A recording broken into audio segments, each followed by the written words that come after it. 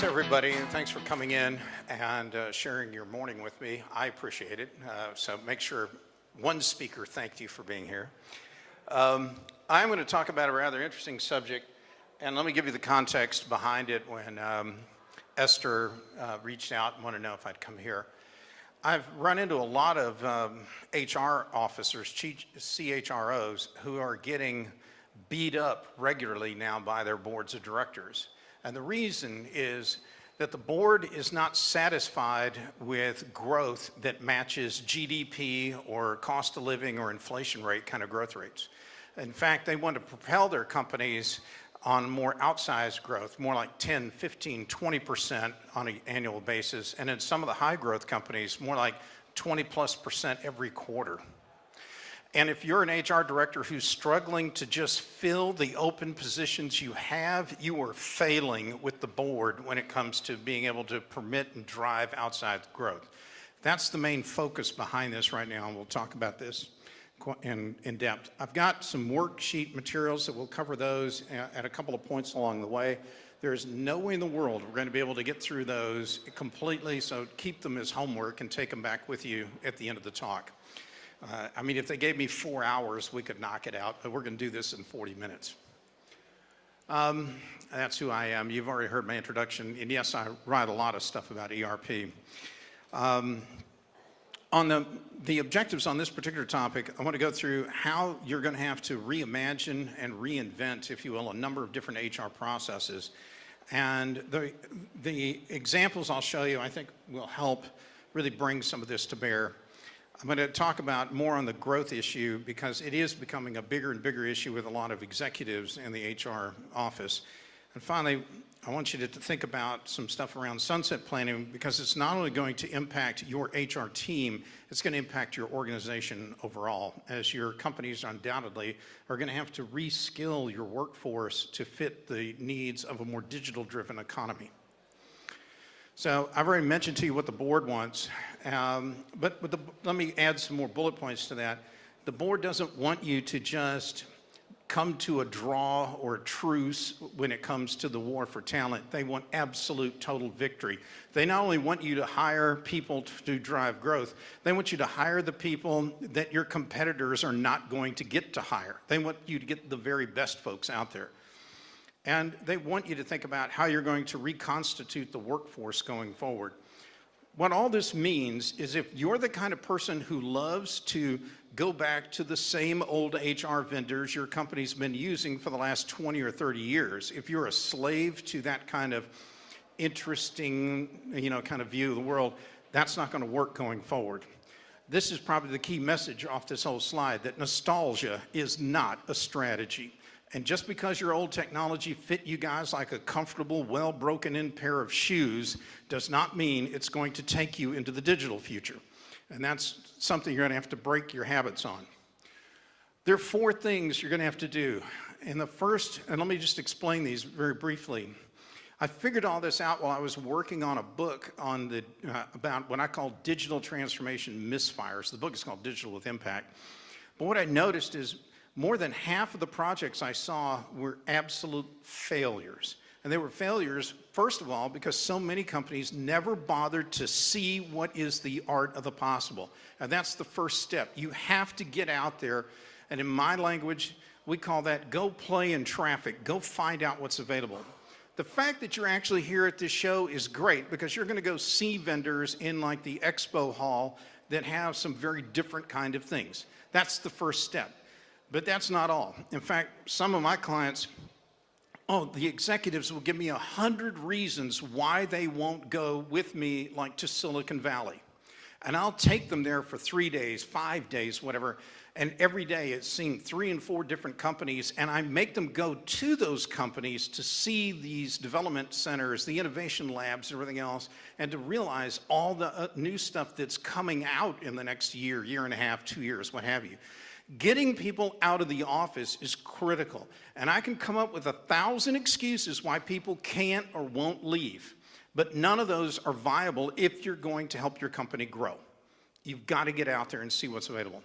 The think phase is interesting because now that you've seen all these different pieces and parts and products and tools and technologies, now you have to think, well, how should talent acquisition, just to use an example, how should that look if there are new products that can do candidate relationship marketing or intelligent assessments based on verbal cues and video interviewing, and I could give you 100 other kind of technologies. Now you have to think about, well, what does an HR process look like in the digital world? And what is that going to be? More importantly, it makes you think about what are we doing now with our old processes that still require somebody to sit at a keyboard to type in transactional data. That's not the future, folks. That day and age, that ship has sailed. The reconcile piece, the third part, reconcile means now that you've seen everything that's out there, you've designed some really cool kind of processes of how you want HR to work, now you have to relate, can we do all these things with the budget, the people, and other resources that our firm has? And you may have to change your plans accordingly because not all companies can do all things. And then lastly, you actually get on with the transformation. So those are the 4 steps, and whatever you do, folks, please don't skip steps. Don't do them out of sequence either. This is where I saw failures happen all the time as people try to shortcut some of these things and they get burned. I don't want you to fall into that. All right, so there have been many different generations of HR products that have popped up over the years. I'm not going to talk about all the old ones.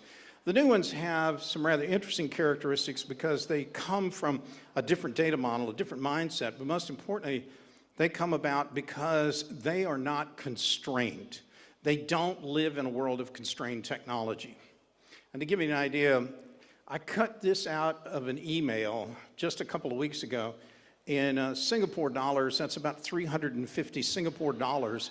You can buy a 10 terabyte hard drive. That's not megabytes, kilobytes, or gigabytes. That's 10 terabytes for 350 Singapore dollars. The cost of technology is not the issue. Bandwidth is not an issue. Storage is not an issue. Processor speed is not an issue. Technology is not constrained.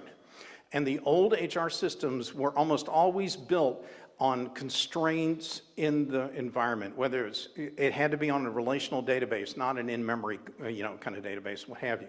So that day and age is gone, and I think we have to think about, with all the new unconstrained technology, you have to have a new mindset around how do I really want to use the best of the new technology in this new world. I need to be thinking in an unconstrained fashion, not in constraints.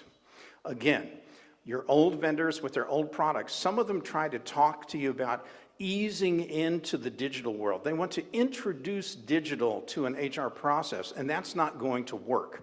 That's like bolting on something to, to a horse and carriage, when you need something like an electric car like a Tesla. They're different generations. So what you're going to have to consider, and all this is in the C part right here, you have to think about what the plan is going to have to cover as you rethink stuff for growth. You're going to have big changes in the workforce. Your mix is going to change. You're probably going to have more contingent kind of workers and labor elements. By the way, if any of you want these slides, I believe there's a version of them being made available by the show folks that you can download. You can get a PDF of this. So I appreciate some of you writing notes furiously, but you don't have to. But this is just some of the things you have to think about, and all of these have rather interesting implications. I thought some of the GDPR stuff I've seen lately in recruiting has been real interesting. That's on the regulatory column. But in all these other areas, you've got functional things you have to do, but then you have to think about how do I want to do them going forward? Do you have a new process in mind for every single one of these sectors, as well as all the pieces within it?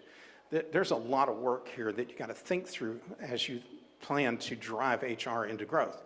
But one of the fascinating problems, how many in this audience have a senior HR role? Can I just see a sign of hands? Okay. All right, we got a fair number of you here. One of the problems is you might want to get some of these new technologies, but you can't get approval for new headcount to use them. Is that right? All right. And that's why you're going to have to be really smart in thinking about how you bring this new technology in, because chances are you can't add a data scientist unless you either retrain an existing person into becoming a data scientist, or you're going to have to eliminate some of the positions that were doing lower value add functions. So when you go outside in the expo hall and you see these folks talking about bots, the value in the bots is they take all this low value added inquiry activity and take it off the table for HR. Let the bots handle so many of those emails and phone calls you get, and that can help you free up resources if your company has a substantial enough HR talent pool. But you're going to have to think about which ones will let me free up resources so I can then go get some of the other technologies that are going to need net new resources. I'm not going to spend much time on this, but I will tell you there's two areas where companies are really struggling. One is we know that technology right now is highly evolving. It's mostly sitting over here on the far left. But at the same time, companies are all over the map. Some are not growing, some are going negative in growth, and some are growing or being pressured to grow at a more significant rate. And each of these has different implications on how urgent you must approach the planning process. Before I go any further, can everybody hear me just fine? I'm doing all right? Okay. Just know that you can't do anything about really either axis, but the technology stuff, it's going to evolve whether your company and your HR team do anything about it or not. It's going to keep going, and so will your competitors when they evolve on how they're going to use it. Whether you're going to grow or not, that's more a function of factors that are outside of HR's control. So what I'd like you guys to do, there is an example worksheet on your table, and it's got 3 or 4 columns on it, and it talks about a number of these functions. And the first one, it lists all kinds of different technology competencies, technologies down the side of the page. Now, again, in the interest of time, we're not going to probably have an opportunity to work through this. Did anybody do this in advance? Okay, so no one did. All right. Now, when you yell at people that don't complete your training courses you make them take, now you can say, I am just as guilty. So if you had done this, what you would find out is you've got lots of different potential technologies today and in the future.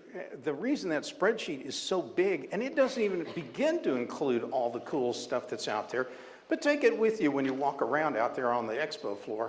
And what you'll find is, I would like you to take time after the show and answer this thing, like what technologies do you have? This is column A, and when did you get them?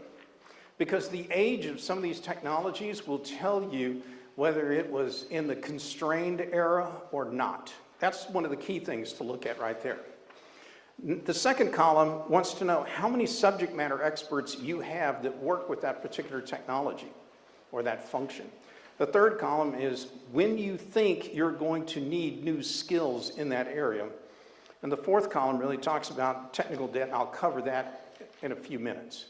But if you just did those first 3, you'll probably find out you don't have that many of the new modern technologies. What you probably have are a lot of the old technologies, and you've had them for a while.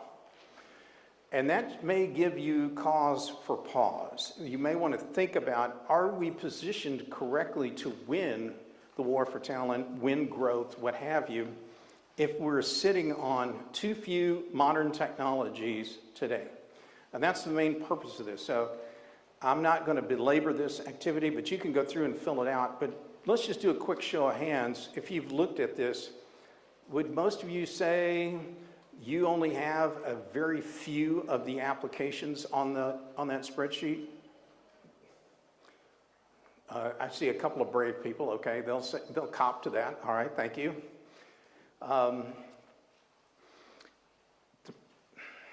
We'll come back to this spreadsheet in a little bit more.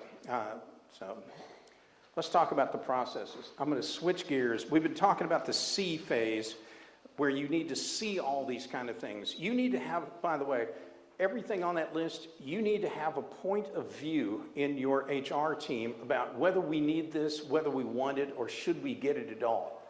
And if you find yourself saying we need it or we don't need it, you better be able to justify that by saying, I can't imagine us using that in a process, an HR process in our firm. So don't dismiss anything. Think about where it could be used and how. Because you may not be thinking creatively enough to think how you would use some of those new technologies. And that's the purpose behind the think phase. Now, I have up on this slide an oldie but goodie of mine I've been using the last couple of years. It talks about campus recruiting. Everybody here knows about campus recruiting, right?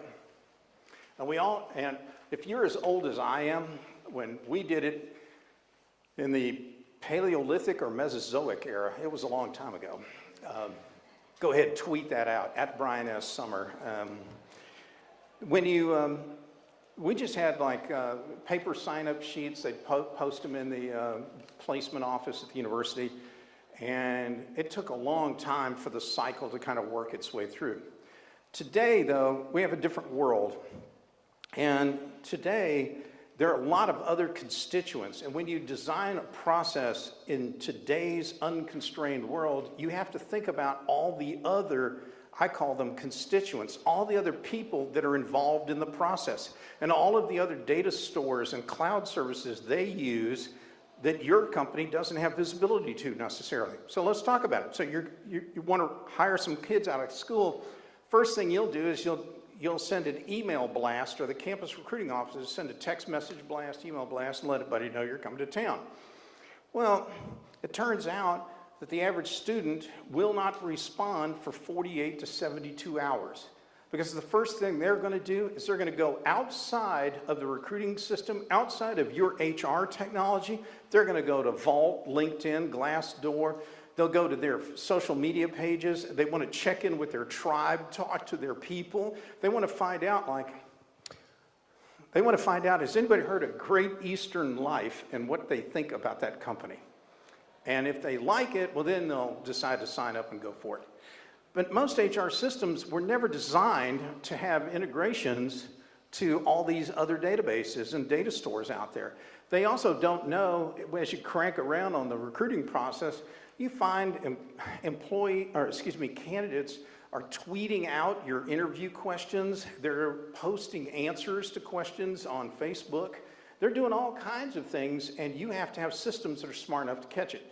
It's an arms race out there, folks, and you have to create countermeasures for everything that people do on the other side. And a good example of that are two products on this slide. There's one called Safety Web. Safety Web helps college kids or high school kids, whatever. It goes out and scours the internet. It spiders the internet looking for questionable content that those people may have posted out there on the internet. It tells them that so they can maybe get rid of it before they start interviewing. But employers have a different product called Social Intelligence. It does the same thing for employers. It finds out, are the people you're interviewing, have they been posting some pretty questionable things out there on the internet? But for every one of them, you got to think, do we have a response for this? When you get into like HireVue, I put on here as an example of a video interview, but the real cool thing about HireVue is they do this thing called the intelligent assessment. And in just a 10-minute video interview, they can collect 25,000 behavioral cues about you. They know things like your vocabulary was outstanding, and that usually correlates with intelligence or IQ. They know that you, ma'am, you answered every question almost as soon as the question ended, which tells them that you actually know this subject matter extremely well, that you can anticipate, you were already ready to answer the question before they could finish it. They noticed that, when you were asked a particularly difficult question, that your head your eyes tipped up to the upper left, and you were actually engaging the cognitive parts of your brain. They pick up 25,000 of those cues in a 10-minute video interview. I dare you to show me an operations person that can figure out 25 things about a candidate, let alone 25,000 in just 10 minutes. So the world's changing, but this way of drawing out a process is actually very instructive because it makes you think, what does an HR process look like to a candidate, or to a contingent worker, or to a part-timer, or to a person of color, or whatever you want to look at? When you think about it that way, it's going to open you up to new possibilities, new kinds of technologies, and actually new opportunities for competitive differentiation of your firm in the marketplace. You guys are awfully quiet. Usually somebody's kind of like, yeah. Okay, all right. So this is another way of drawing, a process. Now this is an old one, and I'm going to stipulate this was an old process deal I got out of an old Oracle document. But we all recognize this. It's like a flow chart, okay? The new way is to draw a process like a funnel. And a different way of looking at recruiting is to think of it as, what am I going to do to push a lot of people, resumes, what have you, applicants into the top of the funnel? And what are going to be the technologies that help filter that as it moves through? And which technologies are going to reinforce connections with the very best and the brightest as we move them through that pipeline? So I'm giving you a couple of different examples of how you need to think about these processes in HR going forward, whether it's by funnels, whether it's by the circular kind of process flow, but don't do it the way that we've done it in business forever on the linear, inwardly focused flow chart. That's just not going to cut it.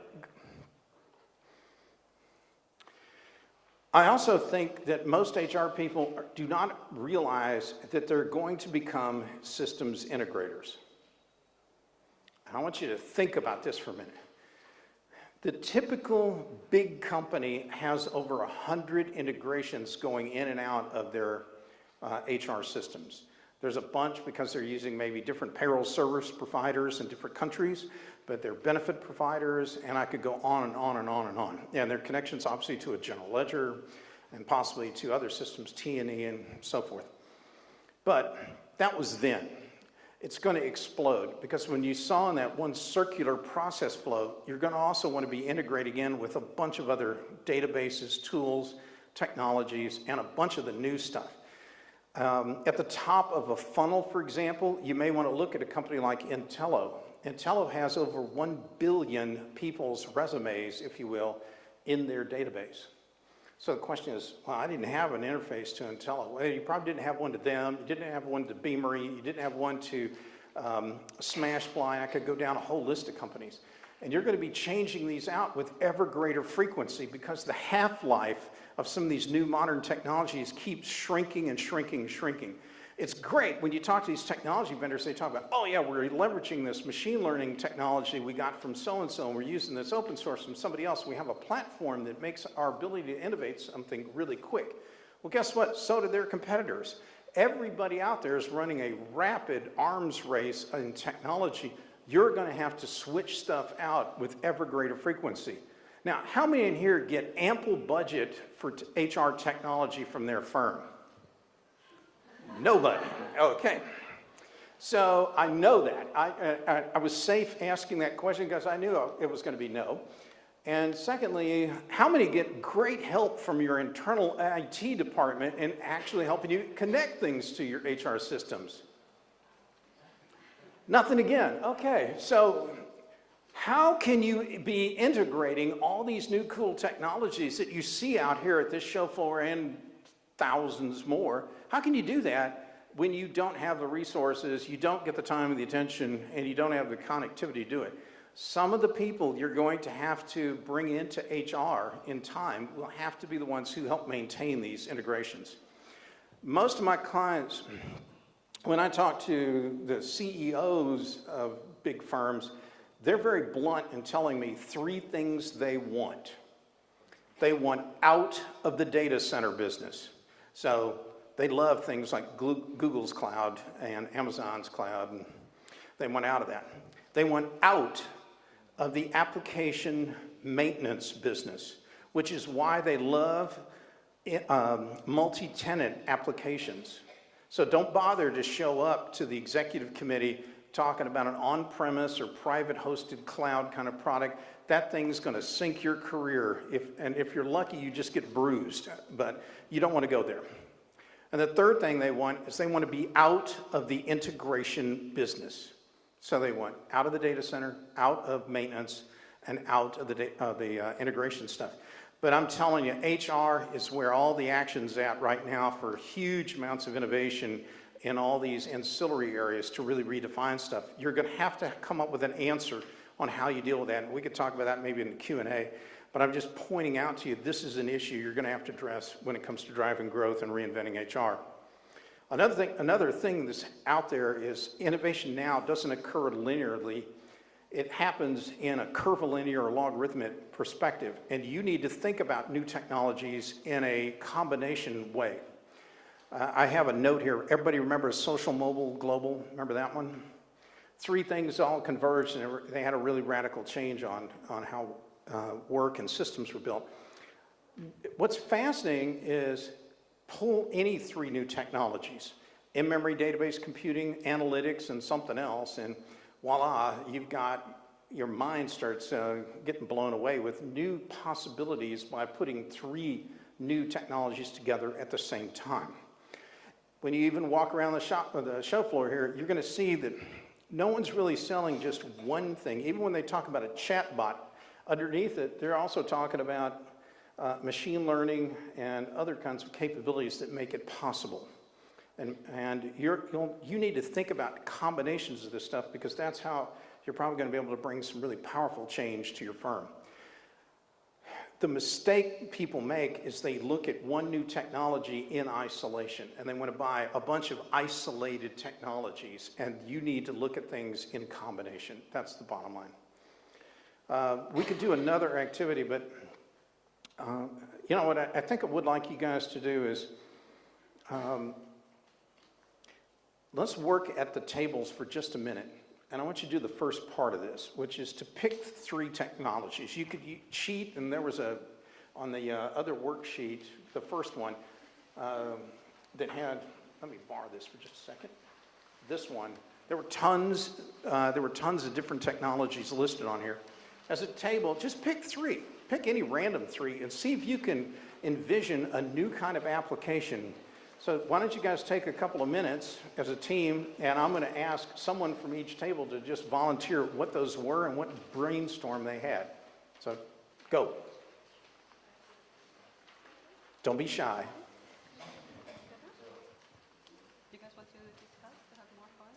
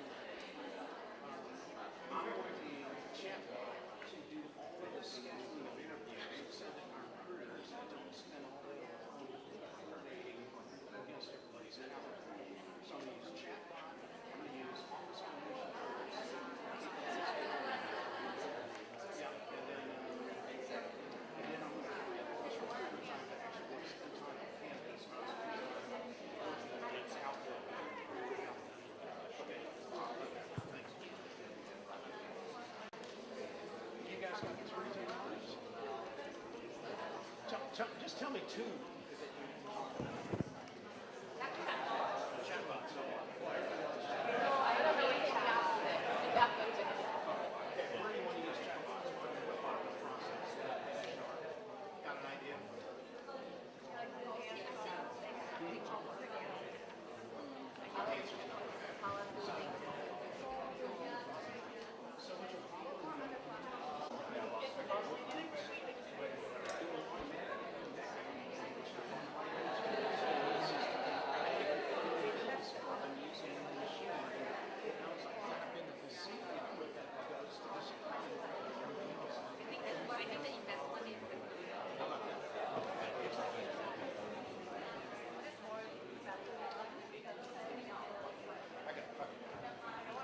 All right, well, let's, folks, they're giving me the hook, so we gotta move. So, real quick on this exercise, I had a chance to get to about 4 or 5 tables. And what was interesting was people could start to pick out some of the technologies that got a little stuck on the thinking piece of it, how we get visualized. So I'm going to summarize what popped up in some of the tables real quick. Somebody wanted to use chatbots for recruiting. I'm like, okay, what do you want the chatbot to do? And we talked about how you could use the chatbot to schedule interviews with job seekers so that recruiters don't spend all day on the phone with candidates trying to open up everybody's Outlook calendar and try and make that happen. That should be automated away, and that frees up huge labor. Another one was to use, we're going to use chatbots in another function, and it was on, God, I'm drawing a blank already, but I was moving around here. Anyway, the bottom line is, don't worry about getting stuck. The best way to do this is to assemble a few people in a room and almost make a game out of it. Put a big drum with a bunch of possible technologies in it, spin it around and pull 2 or 3 of them out, and maybe have another drum with a process of HR and figure out how you want to, what kind of ideas can come up in there. You can use new technologies. Another one example involved like using big data, in-memory processing, and going out and getting the big data from your credit card processor for your employee credit cards, and use that to analyze the data in real time almost for T&E fraud or other kind of activities that need to be monitored. Let me move on. We've been talking about the think phase, and it doesn't surprise me if you guys struggle a little bit, because the think part does take some effort and it takes time, and we're trying to rush it in 40 minutes. So I'm trying to cover the concepts. I may not be able to get all the examples through to you. I'm going to switch to the reconcile, and this is one where the rubber really hits the road. For a lot of companies, when I interview them, the board sent somebody to Davos, to the World Economic Forum, and they found out we need to digitally transform. And so the board member comes back, talks to the CEO, and said, you need to digitally transform your firm. And the CEO says, what does that mean? I don't know, but you need to do it. Okay, so what I find is a big disconnect, though, between management, the CEO, and the board as to what these kind of changes are really going to be about, but also there's a big disconnect between what your company can actually accomplish. And give me a moment to just walk you through this real quick, because what you find, is company after company I go to, they're mandated, being told to go do one of these projects. And when I ask folks, where are you? Are you functioning right now with your processes? And a lot of folks will tell you, yeah, but you see, Brian, it's kind of like the way people make sausage in legislation. You don't want to know how we're paying the bills. It's getting done. It's just not pretty. And they'll tell you, we've got critical people that are about to leave the company. They're going to retire, or they've got really old systems that no one knows the programming language anymore. And I could go down the list of things. We've got plants that have been starved for capital for 30 years, and they're falling apart. And there's all kinds of problems, and they're teetering on functional to dysfunctional. Now, companies that are functional can improve their processes. Companies that are process excellent can maybe think about more transformative things. But Think like Abraham Maslow in the hierarchy of needs. If you're down here in the dysfunctional stuff, where you can't, in Maslow, they talked about food, clothing, and shelter, your physiological needs. If you can't even pay the bills, it doesn't do you any good to think about some big transformational initiative. You got a different set of problems to solve. So be true to yourself and know exactly where you are, because that's the conversation you need to have with the board and the executive committee, because you can only move one step up at a time for the most part. Don't try and do it all in one fell swoop. It will not succeed. You can't put an organization through that much change if you're trying to make big jumps here. So figure out where you are and move from there. Also on the reconcile side, find out what's going to hold your firm back. And in some companies, the culture is what will do it. In some companies, it's the physical plant and equipment in there is going to hold them back. And I could go down the line, but no imagination and no willingness to do anything different are some of the biggest problems I hit all the time. And you're going to have to do something about people that are hindering the change process. For you in HR, your journey is you're going to have to get rid of any kind of no or low value add processes. You've got to get that out of there. One of the best uses of chatbots is to do exactly that, and some of the examples, some of these tables pointed that out. But these are the things you're going to have to do so that you can free up people to work on, manage, defend, update all the algorithms, update the black boxes that are being produced in these new technologies. Your company, though, is going to need you to help them replace or retrain all your industrial age people with digital age kinds of people and skill sets. And that's the other side of the coin you're going to have to deal with. So not only will you reinvent HR for growth, you also have to reinvent the company's workforce at the same time. Everybody, last point, is around sunset planning. Everybody has a best when used by date stamped on them, and so does every process and every technology. This is the best. This is a problem. And you're going to have a frank conversation with people to find out, like, look, we haven't fundamentally changed how we recruit in 30 years. We're getting screwed in the marketplace. We got to do something about it. We passed that expiration date decades ago. You're going to have to find out what that best used by date is and move on it. If you come back, if you take this chart, that first handout with you, there was a column on the end called technical debt, and this is how far behind your technologies are from being current. And if you thought about, what do I have to do? You know, how many releases, upgrades, patches do I have to do to get it current? That's your technical debt, and that'll tell you what that's going to cost.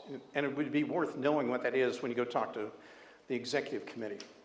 There's one other handout there, and it talks about matching growth to the plan. And there are multiple categories of growth. There's hockey stick growth, which does this. There's the growth the board might want you to do over here. There's, we're going to go through M&A, we're going to go through some GDP kind of static kind of growth. You can look at some of the examples in there for some of the functions, what the implications are going to be. But you might want to work through that and find out, what does your company look like under multiple different growth scenarios, and then realize, wow, what kind of work have we got in front of us if we're going to be successful in one of those. That's a great tool to have when you go talk to the executive committee, because you've got to get them to be on the same page with you as to what kind of growth the company wants to have, and that you can align HR to meet that. So with that, folks, be careful. Only when you get all those 3 steps done can you do the transform. I'm not going to spend any real time on that today because we're out of it anyway, but I do want to close with these points. Make sure whatever you do, you pick the stuff that works for today's systems, not yesteryear's. Look at some of these new advancements and think about how you're going to redesign the processes to drive the kind of growth you need, and good luck. So that was real fast, but I hope you got something out of that, folks. Thank you very much. Oh, and tweet the daylights out of it. I got to make sure I get more tweets than Jason Averbook, so, tweet it up. Thanks.